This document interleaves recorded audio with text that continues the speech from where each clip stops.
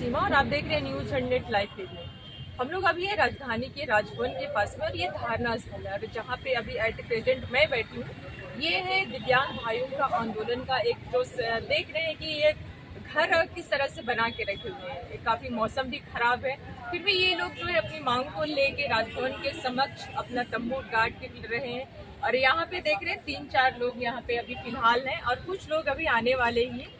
और आपको एक बता दें कि जैसे ह्यूमन बॉडी और ये लोग का बॉडी में काफ़ी अंतर होता है। ये लोग को ठंड भी बहुत जल्दी लगती है और बहुत सारा मतलब संक्रमित बहुत जल्दी लोग के बॉडी पे आ जाता है, लेकिन भी ये अपनी मांग को लेके और राजभवन के समक्ष वो बरसात का मौसम हो चाहे गर्मी का मौसम हो हर बार वो टिके हुए हैं। और इसमें पुनः फिर से 108 दिन के आंदोलन के बाद पुनः फिर से राजभवन के पास आज दूसरे दिन है इनका आंदोलन का। तो डायरेक्ट हम ओम प्रकाश जी से जानते हैं कि आंदोलन इन्होंने फिर से आंदोलन करने की क्या जरूरत पड़ गई। सबसे पहले तो नमस्कार। आंदोलन करने का हमको जरूरत इसलिए हम लोगों को पड़ा कि लगातार पिछले दिनों 108 दिन तक हम लोगों ने ठंड के दिनों में लगातार धरना प्रदर्शन करने का काम किया और फिर भी सरकार हमारे मुद्दों से अनजान बनी हुई है, हम लोगों की बातों को नहीं सुन रही है। और 108 दिन धरना देने के बाद जब आचार संहिता लग गया तो हमें उठना पड़ा, क्योंकि ये संविधान का आपका नियम है कि आप आचार संहिता में धरना नहीं दे सकते हैं। तो इस कारण अस्थायी रूप से हम लोगों को यहाँ से उठाने का काम किया गया और हम लोग संविधान का पालन करते हुए यहाँ से उठ भी गए। और हम लोग दोबारा फिर प्रयास किया, आचार संहिता के बाद फिर पुनः प्रयास करने का काम किया। फिर जितना मंत्री लोग को लेटर दिए थे उनसे फिर से मिले, उनको ज्ञापन देने का भी काम किए, लेकिन फिर भी आज उसके बाद 1 महीना हो गया आचार संहिता को निकले हुए, फिर भी अभी तक हमारी मांगों पर कोई विचार नहीं है। कहीं भी कोई न्यूज़ के माध्यम से किसी भी तरह से हम लोग को खबर नहीं किया गया कि हमारी मांगों पर सरकार एक्शन ले रही है। तो हम लोग विवश हैं और हम लोग अपना संवैधानिक तरीक़ा से जो बात है वही रखेंगे। हम कोई ये असंवैधानिक काम नहीं कर सकते हैं, हम लोग पालन कर रहे हैं संविधान का।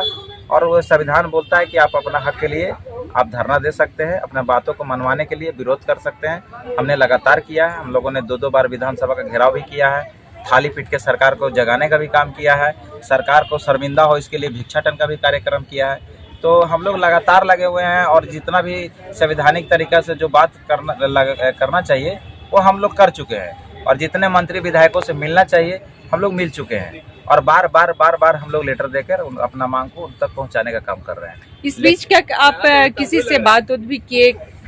हाँ, अभी इस बीच में आज भी हमारी बात हुई है। वेदनाथ राम मंत्री हैं हमारे, उनसे भी मुलाकात हुई और उन्होंने भी मांग पत्र लिया। और इस बीच में हमारे मथुरा प्रसाद महतो से भी मुलाकात हुई, सुदेश महतो से भी मुलाकात हुई, नेता प्रतिपक्ष अमर बावरी से भी मुलाकात हुई। माने अनगिनत है, अपना नाम भी हमको याद नहीं आएगा, लेकिन माननीय मुख्यमंत्री के पत्नी कल्पना सोरेन जी के द्वारा भी हमें पूरा संवेदना दिखाते हुए बताया गया कि नहीं, आपका मामला गंभीर है और आपकी बातों को माने आपकी मांगों को। आज भी आप किसी से मिलने गए थे? हाँ, आज बैजनाथ राम से मिले। क्या कुछ बातें हुई उनसे? उन्होंने भी हम लोगों को बोला कि पेंशन को लेकर हम तो सरकार में हैं, उस क्षेत्र विभाग में नहीं है, लेकिन आपका मुद्दा को हम देखते हैं, जहां तक होगा रखेंगे। अमर बावरी जी के द्वारा हम लोग का ये दूसरा मुलाकात था और वो इस मामला को लेकर संवेदनशील हैं और वो बोले कि हम इसको विधानसभा का इस सत्र में रखने वाले हैं। तो अब जहां तक संभावनाएं हम वहां तक प्रयास कर रहे हैं, लेकिन अब हमारा भी देखा जाए तो दिव्यांग लोग कितना संघर्ष करेगा। हम लोग लगातार आचार संहिता तक अपना लास्ट तक हम लोग अपना धरना को किए। तो सरकार को सोचना चाहिए कि ठीक है, आप एक बार आपका कुछ कुर्सी को लेकर आगे पीछे हुआ था, लेकिन आप ही के द्वारा वादा किया गया था और आप पुनः फिर से आ गए हैं। तो आप हम लोग का विषय पे ध्यान देते हुए संज्ञान लीजिए और जल्द से जल्द ये हम लोग को पूरा करने का काम कीजिए। हम लोग आपका राज्य का वासी हैं, हमारा वोट आप घर से ले रहे हैं, लेकिन हमको अधिकार लेने के लिए रोड पर आना पड़ रहा है, सड़क पर सोना पड़ रहा है, ठंड में टूटना पड़ रहा है। और तब ये ऐसी सरकार के हम लोगों को कैसे हम लोग आगे आप लोग के बारे में सोचेंगे, क्योंकि आने वाला फिर चुनाव है। अब उस समय गलत मैसेज आपका जाने वाला है, क्योंकि अगर आप दिव्यांगों के हित में इस बार नहीं फैसला लेते हैं तो सारे दिव्यांग लोग अब सोच लिए हैं कि जिस प्रकार सरकार अपना प्रचार करती है उस प्रकार हम लोग विरोध करेंगे, प्रचार करेंगे, बैनर छपाकर। यहाँ पे जैसे आप देख रहे हैं ओम प्रकाश जी, काफी सारा सामान भी आप लोग का बिखरा हुआ है जी।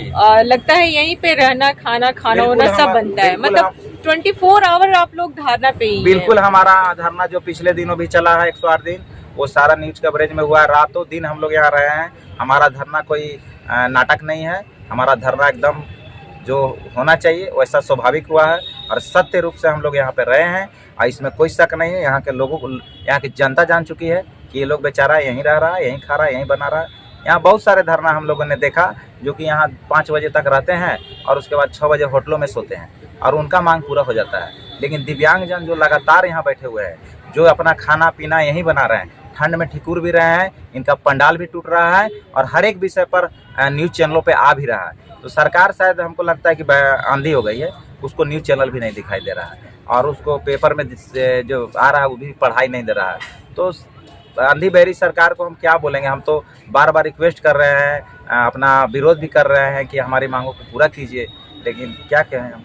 यहाँ काफी परेशानी का सामना भी करना पड़ता होगा आप लोगों को, क्योंकि डेली का खाना पीना फिर कैसे चलाते हैं आप लोग? बिल्कुल, देखिए हमारा जो धरना है उस सहयोग से चल रहा है, लोगों का जन सहयोग है। आप लोग जैसे बहुत सारे लोग यहाँ पे आते हैं, हम लोग बगल में चंदा के लिए डब्बा रखे हैं, जरूरत पड़ता है तो हम ये डब्बा को लेकर रोड में भी जाते हैं ताकि हमारा सहयोग दें और हम उससे सहयोग से अपना धरना को आगे बढ़ाएं। धरना प्रदर्शन में एक आपके सहयोगी भी थे, जो धरना स्थगित होने के बाद आप ही लोग के थ्रू से मैसेज आया था, उनका निधन हो गया है। बिल्कुल, हमारा एक सहयोगी साथी जो आपका बगोदर से थे, सरिया ब्लॉक से, उनका निधन हो चुका है। वो भी बेचारे बहुत प्रयास किए और उन्होंने लगातार हम लोग का संघर्ष में साथ भी दिया, लेकिन आकस्मिक मृत्यु उनकी हो गई।